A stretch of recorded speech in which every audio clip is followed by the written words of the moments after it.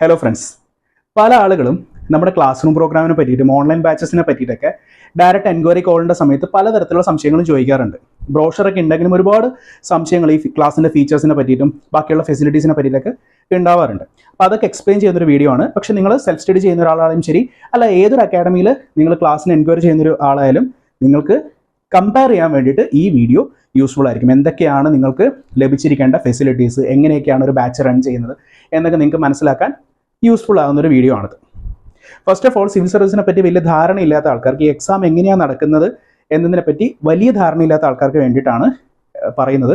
ഈ exam 3 stages ആയിട്ടാണ് നടക്കുന്നത്: preliminary, main and personality test. Personality test എന്ന് വെച്ചാൽ ഇൻ്റർവ്യൂ. ഈ പ്രിലിമിനറി എക്സാം എന്ന് പറയുന്നത് ഒരു ഒബ്ജക്റ്റീവ് ടൈപ്പ് എക്സാമിനേഷൻ ആണ്. അതായത് ഓപ്ഷൻസ് തന്നിട്ട് ABCD ഓപ്ഷൻസ് തന്നിട്ടുള്ള ഒരു ഒബ്ജക്റ്റീവ് ടൈപ്പ് എക്സാമിനേഷൻ ആണ്. ഒരു ദിവസം 2 പേപ്പറാണ് എക്സാമിന് ഉണ്ടാകുന്നത്. മെയിൻ എക്സാം എന്ന് പറയുന്നത് ഡിസ്ക്രിപ്റ്റീവ് ആണ്, റിട്ടേൺ എക്സാം ആണ്. ലൈക്ക് നമ്മുടെ സാധാരണയുള്ള ഡിഗ്രി എക്സാമുകളൊക്കെ പോലെ തന്നെ എഴുത്ത് പരീക്ഷയാണ് ഉണ്ടാകുന്നത്. 9 പേപ്പേഴ്സാണ് നമുക്ക് മെയിൻ എക്സാമിന് എഴുതേണ്ടി വരിക. ആൻഡ് ഫൈനലി ഇൻ്റർവ്യൂ എന്ന് പറയുന്നത് പേഴ്സണാലിറ്റി ടെസ്റ്റ് ഡൽഹിയിൽ വെച്ചിട്ടാണ് നടക്കുന്നത്. UPSCയുടെ ഉദ്योग മണ്ഡലിൽ വെച്ചിട്ട് നടക്കുന്ന ഇൻ്റർവ്യൂ പ്രോസസ്സ്. ഇതിൽ ഈ 3 സ്റ്റേജിലും നമ്മൾ പഠിക്കുന്ന സിലബസ് ഒരുപാട് ഓവർലാപ്പിംഗ് ആണ്. അതായത് പ്രിലിമിനറിക്ക് പഠിക്കുന്ന അതേ സിലബസ് തന്നെയായിരിക്കും നമ്മൾ മെയിൻസിന് പഠിക്കുന്നത്. ചില കാര്യങ്ങൾ നമുക്ക് എക്സ്ട്രാ ഉണ്ടാവും. പ്രിലിമിനറിക്ക് മെയിൻസിനുള്ള അതേ കാര്യങ്ങൾ തന്നെയാണ് നമുക്ക് ഇൻ്റർവ്യൂവിനും യൂസ്ഫുൾ ആയിരിക്കുക. എന്ന് വെച്ചാൽ നമ്മൾ ഇതിന് ഓരോന്നിനുമായിട്ട് സെപ്പറേറ്റ് ആയിട്ടൊരു സ്പെഷ്യൽ സ്റ്റഡി എന്നൊരു സംഭവമില്ല. എല്ലാത്തിനും കൂടി ചേർത്തിട്ടാണ് നമ്മൾ സാധാരണ പഠിക്കുക എന്ന് പറയുന്നൊരു പ്രോസസ്സ് എല്ലാത്തിനും കൂടി ചേർത്തിട്ടാണ്. പക്ഷേ ഓരോ എക്സാമും നമ്മൾ ഫേസ് ചെയ്യുന്ന സമയത്ത് അതിനാവശ്യമായിട്ടുള്ള ചില മാറ്റങ്ങൾ നമ്മൾ വരുത്തുന്നു എന്ന് മാത്രം. പ്രിലിമിനറി എക്സാമിന് 2 പേപ്പേഴ്സാണ് ഉള്ളതെന്ന് ഞാൻ പറഞ്ഞു. പ്രിലിമിനറി എക്സാമിൻ്റെ 2 പേപ്പേഴ്സിൽ ആദ്യത്തെ പേപ്പർ എന്ന് പറയുന്നത് ജനറൽ സ്റ്റഡീസ് 1. ഈ സബ്ജക്റ്റിലാണ് നമ്മുടെ കൺവെൻഷനലി ലൈക്ക് സ്ഥിരമായി പറയുന്ന സബ്ജക്റ്റുകളായിട്ടുള്ള history, geography, economy, polity, environment, science and technology, current അഫയേഴ്സിൻ്റെ കുറച്ച് ഭാഗങ്ങൾ ഇതൊക്കെ വരുന്നത്. ആൻഡ് സെക്കൻഡ് പേപ്പർ എന്ന് പറയുന്നത് CSAT എന്ന വിളിപ്പേരുള്ള സിവിൽ സർവീസ് ആപ്റ്റിറ്റ്യൂഡ് ടെസ്റ്റാണ്. ഇതിൽ നമുക്ക് mental ability, reasoning, aptitude, reading comprehension, decision making, കുറച്ച് ന്യൂമറിക്സ്, കുറച്ച് മാത്സ്, ഇങ്ങനെയുള്ള കുറച്ച് കാര്യങ്ങളാണ് വരുന്നത്. ഇതിലെ സെക്കൻഡ് പേപ്പർ ആയിട്ടുള്ള CSAT, ഇപ്പോൾ പറഞ്ഞ CSAT, അതൊരു ക്വാളിഫൈഡ് നേച്ചർ പേപ്പറാണ്. വെറും 66 മാർക്ക് മാത്രം മേടിച്ചാൽ മതി. 200-ൽ 66 മാർക്ക് മാത്രം നമ്മൾ മേടിച്ചാൽ മതി. ആദ്യത്തെ പേപ്പറിന് 100 ക്വസ്റ്റ്യൻസ് ഉണ്ടാവുന്നത് 2 മാർക്ക് വെച്ചിട്ട്. നെഗറ്റീവ് ആൻസർ ചെയ്ത് കഴിഞ്ഞാൽ, അതായത് റോങ് ആൻസർ ചെയ്ത് കഴിഞ്ഞാൽ നമുക്കതിന് നെഗറ്റീവ് മാർക്ക് വരുന്നുണ്ട്. 1/3 മാർക്ക് നെഗറ്റീവായിട്ട് വരും. സെക്കൻഡ് പേപ്പറിൽ നമുക്ക് 80 ക്വസ്റ്റ്യൻസ് ആണ് ഉണ്ടാവുന്നത്. 2.5 മാർക്ക് വെച്ചിട്ടാണ് നമുക്ക് കിട്ടുന്നത്. അതിലും നമ്മൾ റോങ് ആൻസർ ചെയ്ത് കഴിഞ്ഞാൽ നമുക്ക് നെഗറ്റീവ് മാർക്കിംഗ് ഉണ്ട്. 1/3 മാർക്ക് നെഗറ്റീവ് ആയിരിക്കും. ഓപ്ഷൻസ് ഉണ്ടായിരിക്കും, 4 ഓപ്ഷൻസ് ഉണ്ടായിരിക്കും. ഒബ്ജക്റ്റീവ് ടൈപ്പ് എക്സാമിനേഷൻ ആണ്. പെൻ ആൻഡ് പേപ്പർ എക്സാമിനാണ് വരുന്നത്. ആൻഡ് മെയിൻസിൽ നമുക്ക് 9 പേപ്പേഴ്സ് ഉണ്ടെന്ന് പറഞ്ഞു. ആദ്യത്തെ 2 പേപ്പേഴ്സ് ലാംഗ്വേജ് പേപ്പേഴ്സ് ആണ്. പേപ്പർ A എന്ന് പറയുന്നത് എനി ഇന്ത്യൻ ലാംഗ്വേജ് ആണ്. കോൺസ്റ്റിറ്റ്യൂഷനിൽ പറഞ്ഞിരിക്കുന്ന ഏതെങ്കിലും ഒരു ഇന്ത്യൻ ലാംഗ്വേജ്, നമുക്ക് മലയാളം എടുക്കാം, ഹിന്ദി എടുക്കാം, ഒരു ഇന്ത്യൻ ലാംഗ്വേജിൻ്റെ ഇത്. അതും നമുക്ക് ഈ പറയുന്ന പോലെ ക്വാളിഫൈഡ് നേച്ചർ പേപ്പറാണ്. സെക്കൻഡ് പേപ്പർ B എന്ന് പറയുന്നത് ഇംഗ്ലീഷ് ആണ്. അതും ക്വാളിഫൈഡ് നേച്ചർ പേപ്പറാണ്. അതായത് നമ്മൾ ലൈക്ക് 30% മാർക്ക് മാത്രം മേടിച്ചാൽ മതി അത് പാസ്സാവാൻ വേണ്ടിയിട്ട്. ആൻഡ് പേപ്പർ 1 എന്നത് പിന്നെ പേപ്പർ Aയും Bയും കഴിഞ്ഞിട്ട് പേപ്പർ 1 എന്ന് പറയുന്നത് ജനറൽ എസ്സേ ആണ്. ജനറൽ ടോപ്പിക്കിൻ്റെ എസ്സേ ആണ് ചോദിക്കുന്നത്. ലൈക്ക് 2 essays നമ്മൾ എഴുതേണ്ടി വരും. മൊത്തം 250 മാർക്കിൻ്റെ ഒരു പേപ്പറാണ് ഈ പേപ്പർ 1 എന്ന് പറയുന്നത്.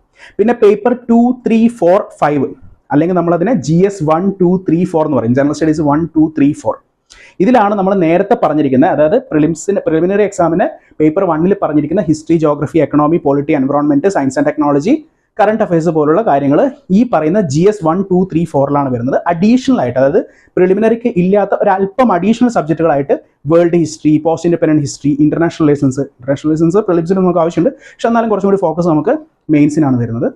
പിന്നെ like society, social issues, disaster management, internal security പോലുള്ള സബ്ജക്റ്റുകളുണ്ട്. പിന്നെ 4th പേപ്പർ, അതായത് GS 4 അല്ലെ പേപ്പർ 5 എന്ന് പറയുന്നത് അത് എത്തിക്സ്, ഇൻറ്റഗ്രിറ്റി ആൻഡ് ആപ്റ്റിറ്റ്യൂഡ് ആണ്.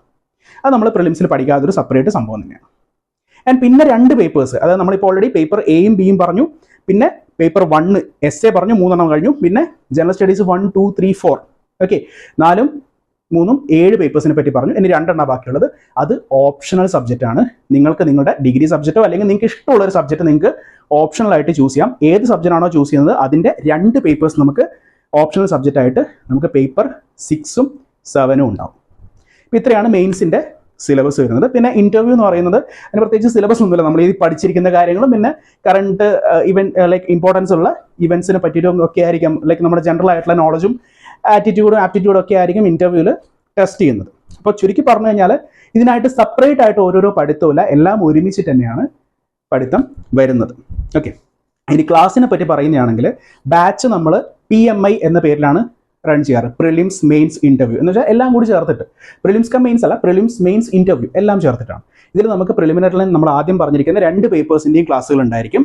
ഫസ്റ്റ് പേപ്പറിൻ്റെ നേരത്തെ പറഞ്ഞ എല്ലാ സബ്ജക്റ്റുകളും, ഹിസ്റ്ററിയുടെ, ജോഗ്രഫിയുടെ, economy, polity, environment, science and technology, പിന്നെ കറണ്ട് അഫയേഴ്സ് എന്ന് വെച്ചാൽ ന്യൂസ് പേപ്പറിൻ്റെ ക്ലാസ്സുകൾ, മന്ത്ലി ഉള്ള കറണ്ട് അഫയേഴ്സിൻ്റെ ക്ലാസ്, ഇതെല്ലാം കൂടി ചേർത്തിട്ടാണ് പേപ്പർ 1 ക്ലാസ്സുകൾ ഉണ്ട് വരുന്നത്.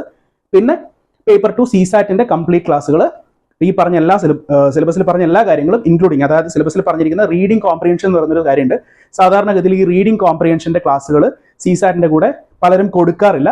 കാരണം നമുക്ക് മാത്സ് കാര്യങ്ങളൊക്കെ നമ്മൾ ചെയ്യുന്ന സമയത്ത്, ആപ്റ്റിറ്റ്യൂഡ് ക്വസ്റ്റ്യൻസ് ഒക്കെ അറ്റൻഡ് ചെയ്യുന്ന സമയത്ത് മിനിമം മാർക്ക് ക്വാളിഫൈ ആവുന്നുള്ളൊരു ധാരണ കൊണ്ടോ, അല്ലെങ്കിൽ റീഡിംഗ് കോമ്പിനേഷൻ എന്താണ് സെപ്പറേറ്റ് സ്പെഷ്യൽ ക്ലാസ് കൊടുക്കേണ്ടത് എന്ന ചിന്ത കൊണ്ടോ ആയിരിക്കാം. ബട്ട് എനിവേ റീഡിംഗ് കോമ്പിനേഷൻ, അതായത് പാസേജ് എന്നിട്ട് അതിൽ നിന്ന് ആൻസർ കണ്ടെത്തുന്ന ടൈപ്പ് ക്വസ്റ്റ്യൻസ്, അതിൻ്റെ ക്ലാസ്സുകളും നമ്മളിവിടെ ഉണ്ടായിരിക്കും. ആൻഡ് മെയിൻസിന് ഈ പറഞ്ഞിരിക്കുന്ന എല്ലാ സബ്ജക്റ്റിൻ്റെയും ക്ലാസ്സുകൾ ഉണ്ടായിരിക്കും. ഓപ്ഷനിൽ അല്ലാതെയാണ് ഞാൻ പറഞ്ഞത്, PMI പ്രിലിംസ് മെയിൻസ് ഇന്റർവ്യൂവിൽ ഓപ്ഷനിൽ പറയുന്നില്ല. ഓപ്ഷനിൽ സെപ്പറേറ്റ് ആയിട്ട് ക്ലാസ്സുകൾ വേണ്ടവർക്ക് മാത്രം എടുക്കുക. കാരണം ചിലപ്പോൾ ഏതെങ്കിലും ഒരു സബ്ജക്റ്റിൽ PG കഴിഞ്ഞ ഒരാളായിരിക്കാം, അവർക്ക് ഓപ്ഷനിൻ്റെ ക്ലാസ്സിൻ്റെ ആവശ്യം വരുന്നുണ്ടാവില്ല, ബാക്കി സബ്ജക്റ്റുകളുടെ ക്ലാസ് തന്നെ മതിയായിരിക്കും. ഇനി ഈ പറഞ്ഞ പ്രിലിംസിനും മെയിൻസിനും കോമൺ ആയിട്ട് വരുന്ന സബ്ജക്റ്റുകളും പ്ലസ് അത് കൂടാതെ മെയിൻസിന് മാത്രമായിട്ട് ആവശ്യമുള്ള സബ്ജക്റ്റുകളും എല്ലാത്തിൻ്റെയും ക്ലാസ്സുകൾ നമുക്ക് ഈ കോഴ്സിൽ പ്രൊവൈഡ് ചെയ്യുന്നുണ്ട്, അവൈലബിൾ ആയിരിക്കും. പിന്നെ കറണ്ട് അഫയേഴ്സ് രണ്ടിനും പ്രിലിംസിനും മെയിൻസിനും കോമൺ ആയിട്ട് വരുന്ന കറണ്ട് അഫയേഴ്സ് ക്ലാസ്സുകളും ഉണ്ടായിരിക്കും. ഓക്കെ, ആൻഡ് ഇന്റർവ്യൂവിൻ്റെ കാര്യം പിന്നെ അത് ലൈക്ക് എടുത്ത് പറയേണ്ട ആവശ്യമില്ല. ആക്ച്വലി മെയിൻസ് ഒക്കെ കഴിഞ്ഞ് കഴിഞ്ഞാൽ നിങ്ങൾ ഒരു ഇന്റർവ്യൂ അറ്റൻഡ് ചെയ്യാൻ പോകുന്ന ഒരു കാൻഡിഡേറ്റ് ആണെങ്കിൽ ഒരു സെലിബ്രിറ്റി സ്റ്റാറ്റസ് ഉണ്ടാവും. സോ സ്വാഭാവികമായിട്ട് നിങ്ങൾക്ക് ഇന്റർവ്യൂവിന് വേണ്ടിയിട്ട് ഇന്റർവ്യൂ കോച്ചിങ് ഉണ്ടാവും, ഇന്റർവ്യൂ ഗൈഡൻസ് ഉണ്ടായിരിക്കും, മോക്ക് ഇന്റർവ്യൂസ്, റിഹേഴ്സൽ ഇന്റർവ്യൂസ് ഉണ്ടായിരിക്കും, ആൻഡ് ലാംഗ്വേജ് ഇംപ്രൂവ്മെന്റ്, അതുപോലെ തന്നെ ലൈക്ക് ബോഡി ലാംഗ്വേജ് എങ്ങനെ ഇംപ്രൂവ് ചെയ്യുക, അങ്ങനെയുള്ള കാര്യങ്ങളൊക്കെ അതിൽ ഇൻക്ലൂഡഡ് ആയിരിക്കും. ഓക്കെ, ഇനി ക്ലാസ്സുകൾ നമ്മളിവിടെ നടക്കുന്നത് ഓൺലൈൻ ആണ് എങ്കിൽ നമ്മുടെ ആപ്പ് വഴി തന്നെയാണ് നടക്കുന്നത്. നമ്മുടെ തന്നെ ആപ്ലിക്കേഷൻ വഴിയാണ്, ആൻഡ്രോയിഡ് ഐഫോണിലൊക്കെ യൂസ് ചെയ്യാൻ പറ്റുന്ന, ലാപ്ടോപ്പിലൊക്കെ യൂസ് ചെയ്യാൻ പറ്റുന്ന ആപ്പ് വഴിയാണ് ക്ലാസ് നടക്കുന്നത്.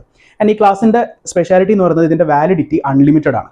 എത്ര വർഷം വേണമെങ്കിൽ നിങ്ങൾക്ക് ക്ലാസ്സുകൾ അറ്റൻഡ് ചെയ്യാം. 1 വർഷത്തേക്കോ 2 വർഷത്തേക്കോ അല്ല, നിങ്ങൾക്ക് എത്ര നാളത്തേക്ക്, അതായത് നിങ്ങൾ സർവീസിൽ കയറുന്നത് വരെ വൺസ് ജോയിൻ ചെയ്ത ഒരാൾ നമ്മുടെ സ്റ്റുഡൻ്റ് ആയിരിക്കും. എത്ര നാൾ വേണമെങ്കിൽ നിങ്ങൾക്ക് ഈ പറയുന്ന ബാച്ചുകൾ ഡിഫറെൻറ്റ് ഇയേഴ്സിൽ വേണമെങ്കിൽ നിങ്ങൾക്ക് അറ്റൻഡ് ചെയ്യാം. ഒറ്റ തവണ മാത്രമേ ഇതിൻ്റെ ഫീ പേയ്മെൻറ്റ് വരേണ്ട ആവശ്യമുള്ളൂ. കാരണം 1 വർഷത്തിൽ കൂടുതൽ ഒരു വ്യക്തി ഈ ഫീൽഡിൽ നിൽക്കുന്നുണ്ടെങ്കിൽ അയാൾക്ക് അത്രയും താല്പര്യമുള്ള ഒരാളായിരിക്കും.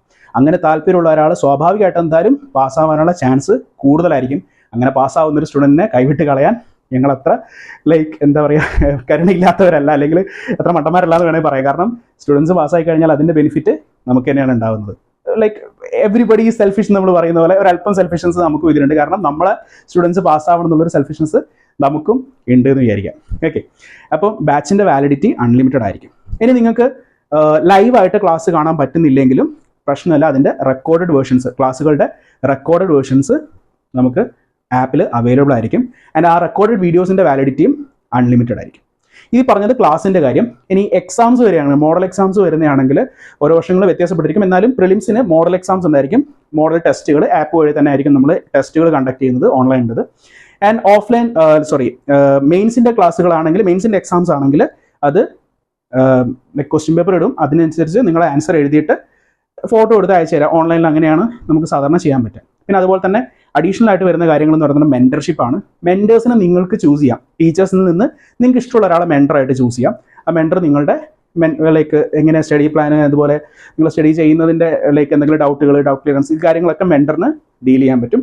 അതുപോലെ മെൻറ്റർഷിപ്പ് പോലെ തന്നെ ലൈക്ക് നമുക്ക് ഡൗട്ട് ക്ലിയറൻസ് സെഷൻസും കാര്യങ്ങളൊക്കെ ഓൾമോസ്റ്റ് 24/7 നമ്മൾ അവൈലബിൾ ആയിരിക്കും. പിന്നെ ഒരു ഇമ്പോർട്ടൻ്റ് ആയിട്ടുള്ള ഒരു കാര്യമാണ് നമ്മുടെ ആൻസർ റൈറ്റിംഗ് പ്രാക്ടീസ് എന്ന് പറയുന്നത്.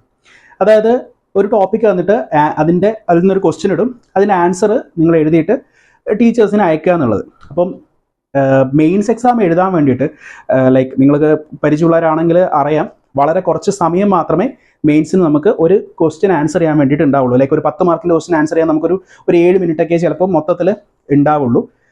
അത്രയും പെട്ടെന്ന് നമ്മൾ ഒരു 150 വേർഡ്സ് 10 മാർക്കിന് 150 വേർഡ്സ് ആൻസർ നമ്മൾ എഴുതിയെടുക്കണം. അപ്പോൾ ഈ 7 മിനിറ്റിനുള്ളിൽ നമ്മൾ ക്വസ്റ്റ്യൻ വായിച്ച് മനസ്സിലാക്കണം, അതേപോലെ ലൈക്ക് ആ ക്വസ്റ്റ്യൻ്റെ ആൻസർ നമ്മൾ മനസ്സിൽ ഫ്രെയിം ചെയ്യണം, പിന്നെ ആ ഫ്രെയിം ചെയ്ത ആൻസർ പേപ്പറിലേക്ക് ആക്കണം, അത്യാവശ്യം സ്പീഡിൽ എഴുതണം. സോ പ്രാക്ടീസ് ചെയ്യണം.